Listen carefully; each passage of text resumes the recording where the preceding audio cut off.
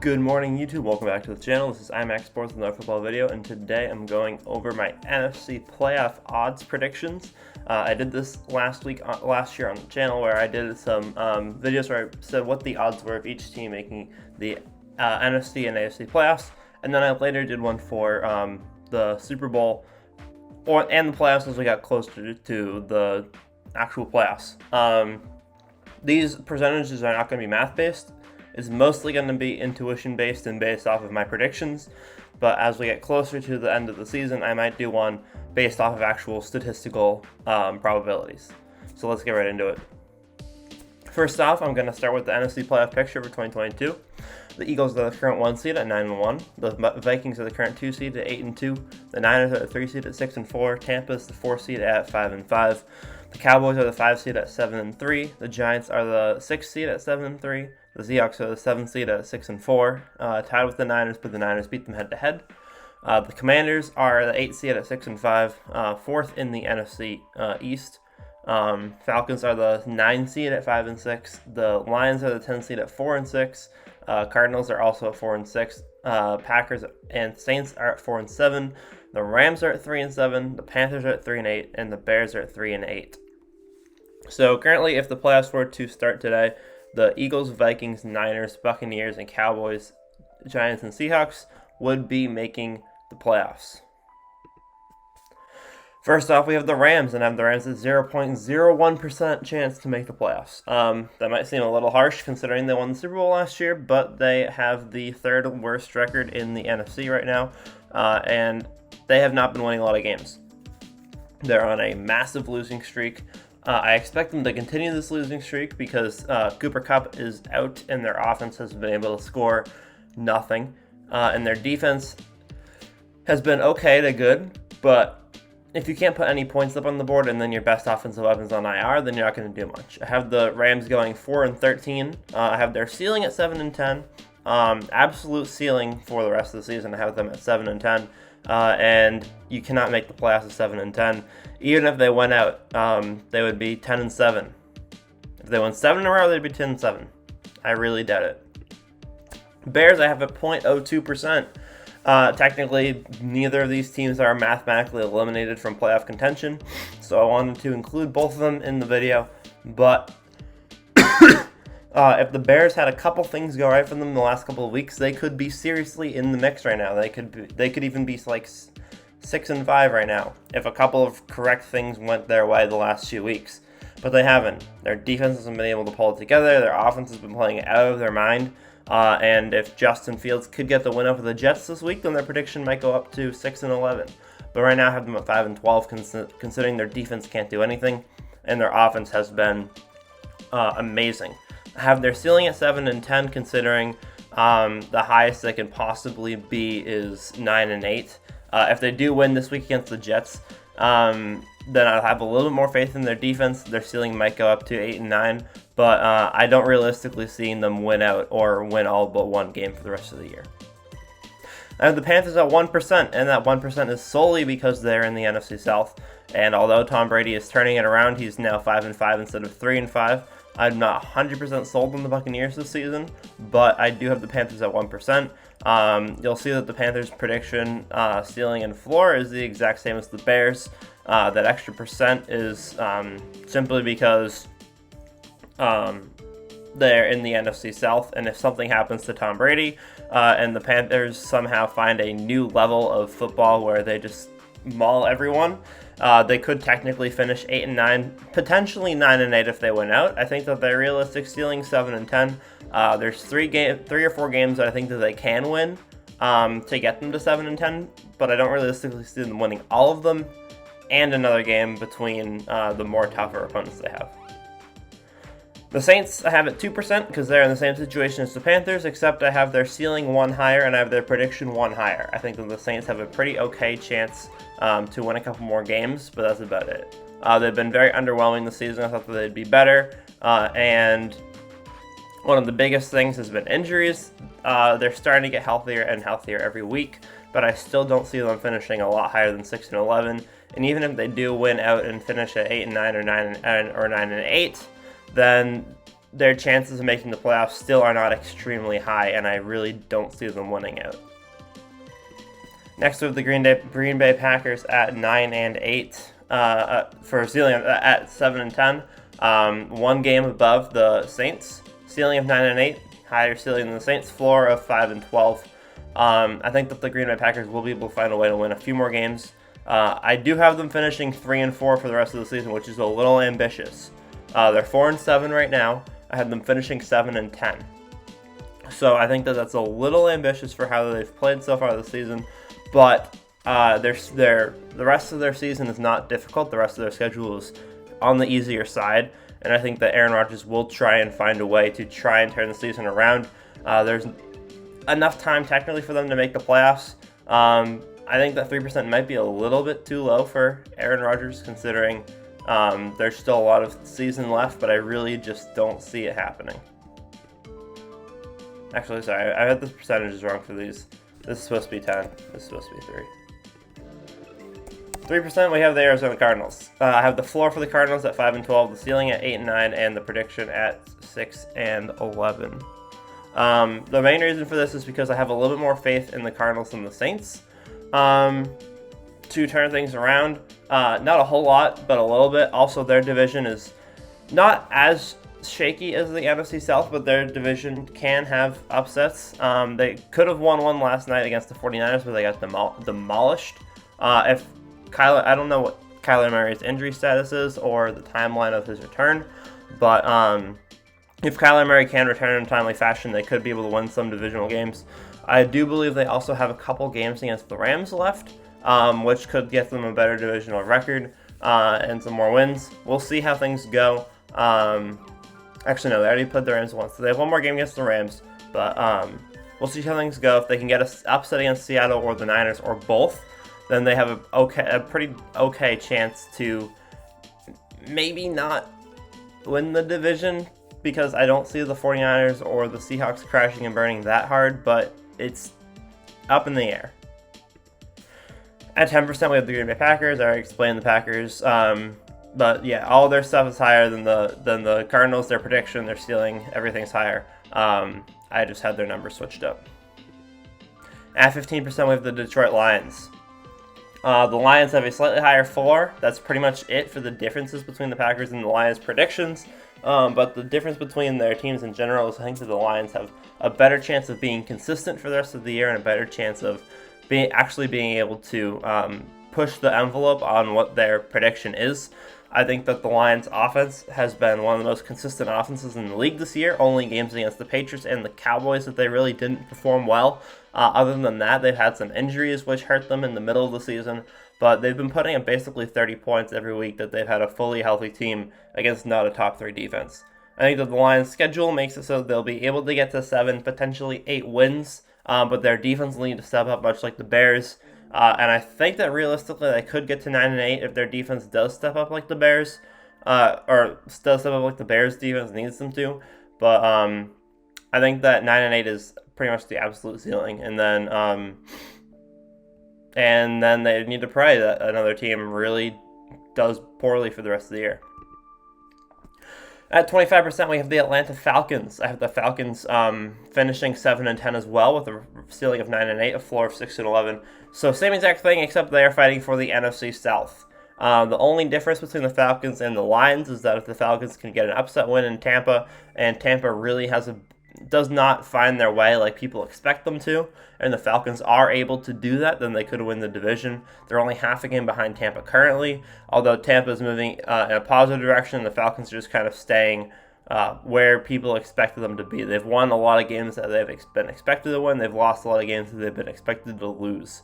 I have them finishing at 7-10, but I do think that they'll finish maybe 8-9. Their schedule is just very tough to predict, and they're a very unpredictable team. So I think that the Falcons are one of the hardest teams on this list to predict. I have them at 25%, mostly because I have them at about a 20% chance of winning the division and a 5% chance of getting a wildcard spot. Washington Commanders have the Commanders at a 45% chance of making the playoffs. Team record, I have them finishing 9-8. I have their ceiling at 10-7. I have their floor at 8-9. I really don't see a whole lot of deviation from the mean here. I think that the Commanders have shown us what they are. I think that Taylor Heineke is playing good football. I don't think that he's going to continue to be 4-1. I think that he's going to lose some games because they do have a tough schedule coming up, and they've had on the easier side of schedules the last few weeks, although they did beat the Eagles. This could be one of my wildest ones so far because I think that their ceiling could be higher than 10-7, but they already have 5 losses, and I really don't see them finishing off the year 5-1. I think that finishing off the year 4-2 is more than possible for this team, but I have them currently finishing 3-3. The issue with the Commanders is that they don't have a lot of season left. A lot of other teams, they're missing one game, but that one game is massive. Having 7 games left, you could finish 5-2. Instead, you're going to finish 4-2. Having that extra 5th loss and one less game to play is crucial because it really solidifies them as you cannot be better than 10-7. And I think that is very hard for a team to make the playoffs worse than 10-7, especially this season with how polarizing a lot of the league is. But I think that the Commanders could be able to do it, and I think that they have a chance to potentially get that 7th seed. The Giants at 60%. Although I do believe the Commanders are playing better football than the Giants currently, the reason why the Giants are 15 full percent higher is because the Giants are a game and a half ahead. The Giants have played 1 less game, and they have 2 less losses. And the biggest thing, again, is that the Giants have 3 losses and the Commanders have 5. I have the ceiling for the Giants only 1 game higher, and I have the prediction only 1 game higher. But that 1 game is crucial because the Commanders have less time to make up the difference. The Commanders don't have enough time to make up the difference on the 7-3 Giants, in my opinion.